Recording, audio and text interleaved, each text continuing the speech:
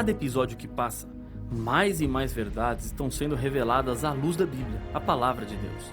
Mas ainda há muitas outras verdades para serem desvendadas.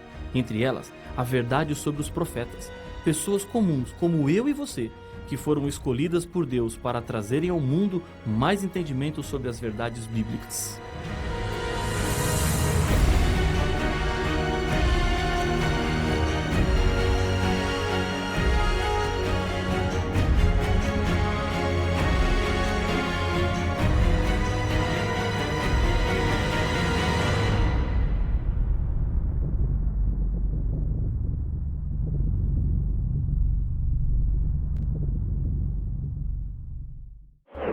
A verdadeira Igreja de Deus é identificada por duas características, segundo a Bíblia. Acompanhe a leitura de Apocalipse capítulo 12, o verso 17. Irou-se o dragão contra a mulher, e foi pelejar com os restantes da sua descendência, os que guardam os mandamentos de Deus e têm o testemunho de Jesus.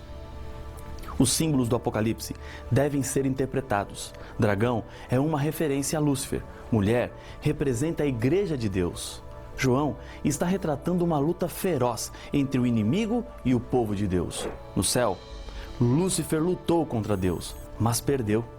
Já que ele não conseguiu vencer a Deus, usa de uma estratégia covarde para atingi-lo. Ele faz sofrer, causa problemas na vida dos seres humanos, pois sabe que assim atinge diretamente ao Criador. O povo de Deus é reconhecido por algumas características. Primeiro, guarda os mandamentos de Deus, os 10 mandamentos, conforme estão escritos na Bíblia e não na adaptação feita pelos seres humanos. Deus não autorizou ninguém mexer nos mandamentos. Não existe nenhum texto na Bíblia que permita ao ser humano dizer no lugar de Deus o que deve e o que não deve ser feito.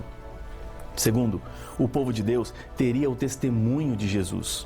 E a pergunta que se faz agora é: o que é o testemunho de Jesus? Apocalipse 19:10 nos ajuda a entender. Pois o testemunho de Jesus é o espírito da profecia. No livro do Apocalipse, também nos é revelado que apareceriam falsos profetas, que fariam grandes sinais e maravilhas diante dos olhos das pessoas. Em Apocalipse capítulo 16, verso 13 e 14, a Bíblia nos diz: Então vi sair da boca do dragão, da boca da besta e da boca do falso profeta 3 espíritos imundos, semelhantes a rãs, porque eles são espíritos de demônios, operadores de sinais, e se dirigem aos reis do mundo inteiro com o fim de ajuntá-los para a peleja do grande dia do Deus Todo-Poderoso. Por causa disso, torna-se evidente a necessidade de sabermos separar os verdadeiros dos falsos profetas. O Apocalipse é um exemplo acerca da decisão de Deus de utilizar profetas para transmitir suas mensagens aos seres humanos. Esta foi a forma que Deus usou para dar o conteúdo de toda a revelação bíblica. Por meio dos profetas, Deus revela para o seu povo os seus planos e também fala sobre o futuro. Certamente, o Senhor Deus não fará coisa alguma sem primeiro revelar o seu segredo aos seus servos, os profetas, diz Amós capítulo 3, o verso 7. Nem todos os profetas que Deus usou escreveram partes da Bíblia. Podemos contar pelo menos 12 que não são autores de textos bíblicos, mas que são mencionados como profetas verdadeiros pela própria Bíblia. Um dos mais notáveis exemplos é de João Batista, que batizou o Senhor Jesus nas águas do Rio Jordão. Jesus disse que não havia profeta maior do que ele, mas não temos nenhum livro ou texto de João Batista na Bíblia, exceto as referências encontradas nos Evangelhos. Isso quer dizer que o dom de profecia não foi dado apenas para escrever a Bíblia, mas Deus usou para também outros propósitos. Outro fato interessante que notamos na Bíblia é que Deus não faz discriminação de sexo para o dom de profecia. A Bíblia nos fala que mulheres exerceram a função profética, como Ana, Miriam, Débora, Ulda e no Novo Testamento, as 4 filhas de Filipe. Outro ponto importante é que o dom de profecia não acabou quando a Bíblia terminou de ser escrita. Joel, capítulo 2, verso 28 e 29, nos apresenta: E acontecerá depois que derramarei o meu espírito sobre toda a carne. Vossos filhos e vossas filhas profetizarão, vossos velhos sonharão e vossos jovens terão visões. Até sobre os servos e sobre as servas derramarei o meu espírito naqueles dias. A referência que Joel faz é quanto ao futuro. O dom de profecia acompanharia o povo de Deus até o fim. Pedro, quando usa o texto de Joel, diz o seguinte: Mas o que ocorre é o que foi dito por intermédio do profeta Joel. E acontecerá nos últimos dias, diz o Senhor, que derramarei o meu espírito sobre toda a carne. Vossos filhos e vossas filhas profetizarão. Vossos jovens terão visões e sonharão vossos velhos. Atos capítulo 2, versos 16 e 17.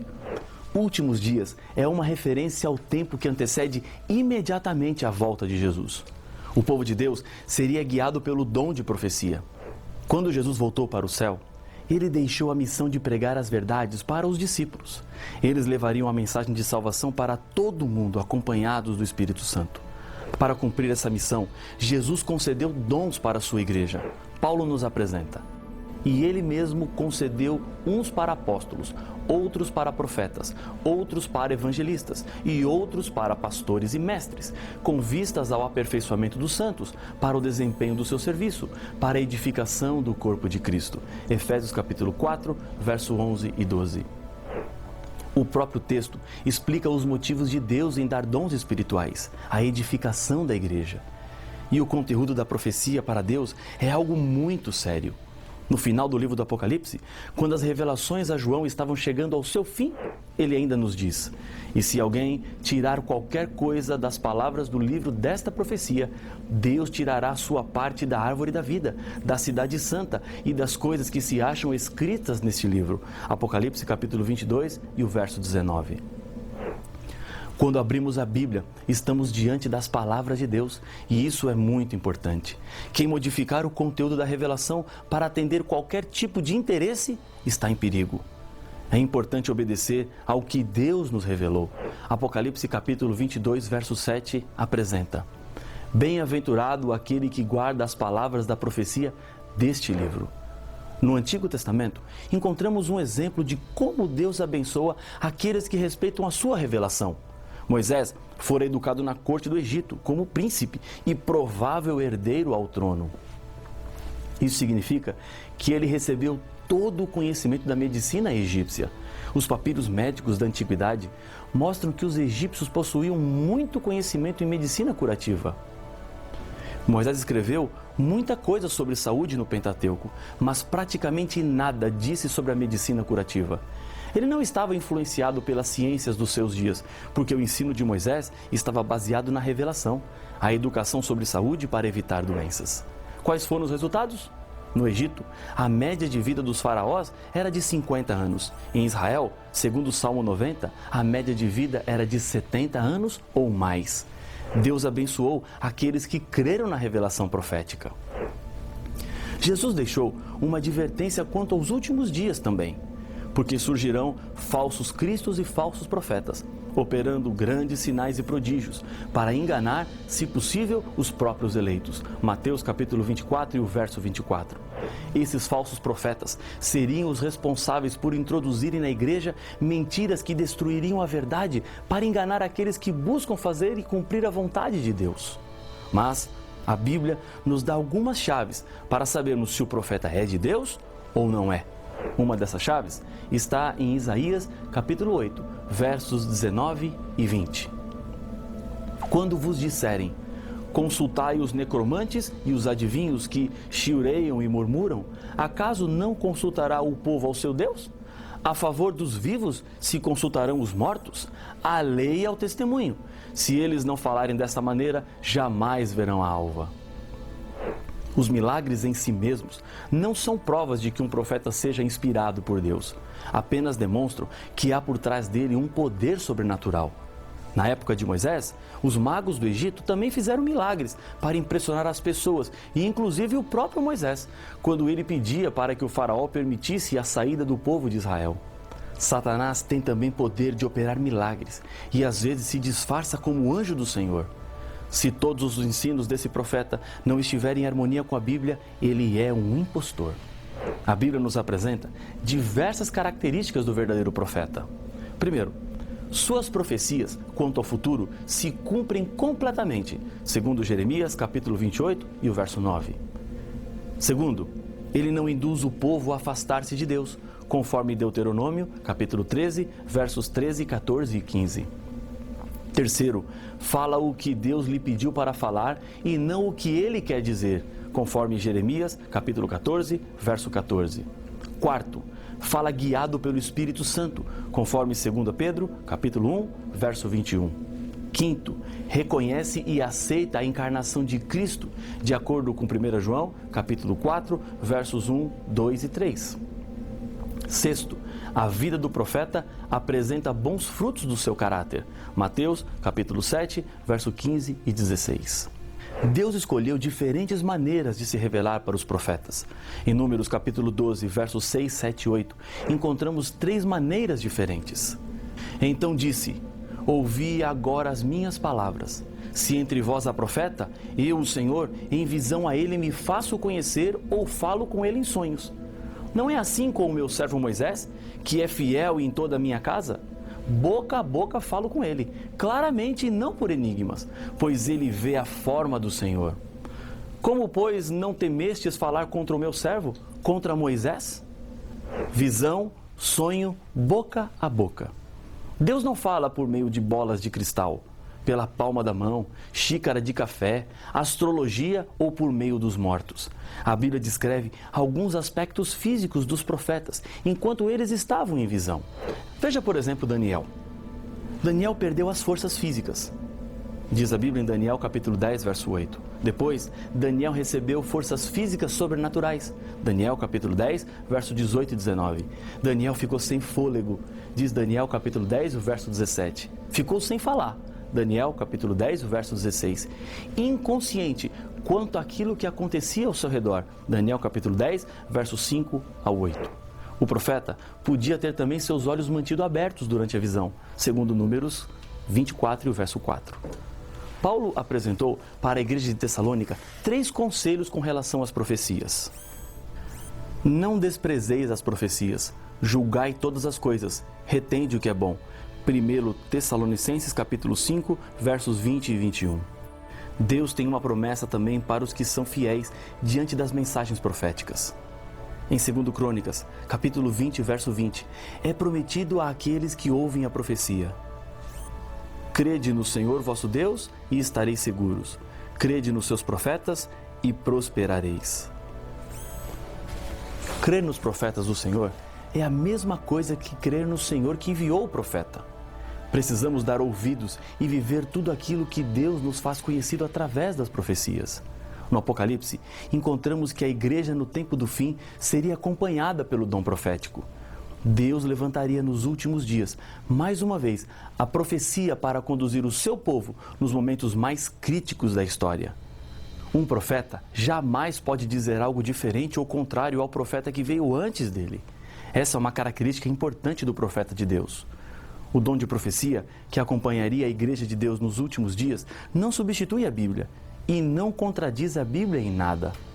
Quando estudamos a história da Igreja Adventista do Sétimo Dia e vemos como, em meio de um impressionante emaranhado de riscos e dificuldades, as mensagens inspiradas chegavam por meio de uma jovem chamada Ellen White, deram a segurança e a direção que a Igreja precisava.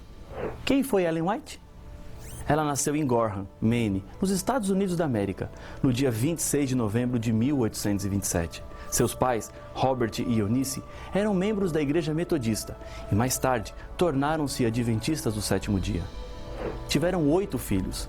Ellen e sua irmã gêmea Isabel são as caçulas. Ellen ouviu a pregação de Guilherme Miller, pesquisador da Bíblia, que interpretou a profecia dos 2.300 anos de Daniel, capítulo 8, verso 14, terminando com a volta de Jesus, o que na época lhe impressionou. Em 1843, foi expulsa da igreja metodista por causa das suas crenças, que eram diferentes da igreja onde estava. Casou-se com Tiago White no dia 30 de agosto de 1846. Tiveram 4 filhos, todos meninos: Henrique, Edson, Guilherme e John Herbert. A sua primeira visão aconteceu em dezembro de 1844 e a última que se tem notícia aconteceu no dia 3 de março de 1915. No dia 6 de agosto de 1881, faleceu seu esposo Tiago. Ellen ficou viúva quando tinha apenas 34 anos. Além dos Estados Unidos, ela também trabalhou na Europa e na Austrália. Durante 70 anos, por meio de mais ou menos 2.000 visões e sonhos, Ellen White orientou o sólido sistema educacional adventista, a obra de publicações, a reforma de saúde, entre outras. A vida de milhares de pessoas foram mudadas por causa do seu ministério. Ellen White faleceu em julho de 1915, mas os seus escritos continuam falando. Sendo que Deus fala através de profetas verdadeiros, há muitas mensagens que você precisa conhecer. Deus tem falado mais com a humanidade do que as pessoas imaginam. É preciso buscar o que Deus tem para lhe dizer. E eu tenho certeza que essas mensagens proféticas mudarão a sua vida. Acompanhe o texto de Ellen White, que fala de uma profunda esperança que temos, a libertação completa do mal. O grande conflito terminou. Pecados e pecadores não mais existem. O universo inteiro está purificado. Uma única pulsação de harmonia e alegria vibra por toda a vasta criação. Daquele que tudo criou, emanam vida, luz e felicidade por todos os domínios do espaço infinito. Desde o minúsculo átomo até o maior dos mundos, todas as coisas, animadas e inanimadas, em sua serena beleza e perfeita alegria, declaram que Deus é amor. A Grande Esperança, página 105. Esse é o plano de Deus para a vida dos seres humanos. Restauração, perfeição e eterna satisfação. Aceite as mensagens de Deus e agradeça a Ele pelos profetas, porque cada mensagem profética vem acompanhada de um bilhete de amor. Deus te ama e quer te salvar. Ele não quer que você sofra e por isso deixou um mapa para lhe ajudar nas suas escolhas e decisões. Lembre-se de uma coisa, você não está sozinho. A mensagem profética está aí para lhe ajudar, para conduzir a sua vida. Eu quero fazer uma oração com você. Feche os seus olhos. Vamos falar com Deus. Senhor Deus querido, nós te agradecemos pelas profecias. Assim sabemos por onde andar. Com segurança colocamos os nossos pés na estrada dessa vida, sabendo que o Senhor nos conduz e que o Senhor nos guia. Abençoa este teu filho, esta tua filha que ora comigo, em nome de Jesus. Amém.